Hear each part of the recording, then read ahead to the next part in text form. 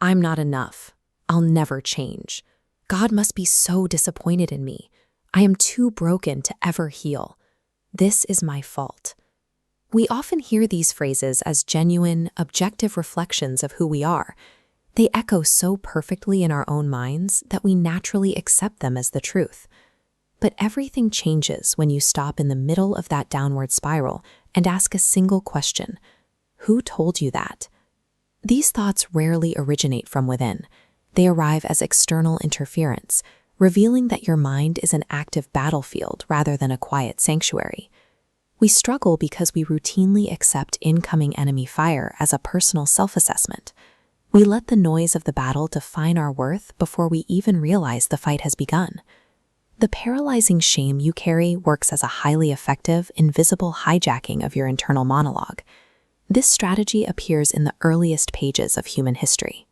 Immediately after their first mistake, Adam and Eve retreated into the deep shadows of the foliage, attempting to disappear. They were suddenly heavy with a cocktail of embarrassment and fear. A new, paralyzing sense of brokenness convinced them they were no longer fit to be seen. God entered the garden, but he didn't come with demands for an explanation. He simply called out, asking where they were. When they confessed they were hiding because they were naked, God met their shame with a specific question: who told thee that thou wast naked? God focused their attention away from their physical state and toward the source of their information. He was showing them how to identify which voice they were actually listening to. After a human failure, God's first priority is to expose the source of the shame that drives his children into hiding.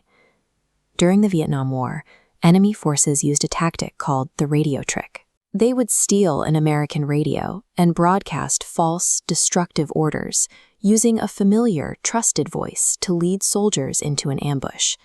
This same deception happens in our internal dialogue. The adversary mimics our own voice to bypass our spiritual and mental defenses, making his attacks feel like our own private thoughts. He weaponizes our mistakes to dismantle our core identity. He wants us to believe that our lapses have pushed us beyond the reach of God's grace. God's question in Eden offers a way out. It carries the realization that the condemning voice is an intruder, and the hopelessness it broadcasts is a lie. Our deepest feelings of inadequacy are often successful enemy infiltrations, broadcasting on our frequency.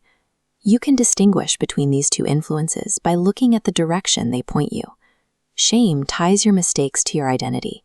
It whispers that you are the failure, creating a closed loop of isolation that demands you stay hidden. The voice of Christ keeps your behavior separate from your divine nature.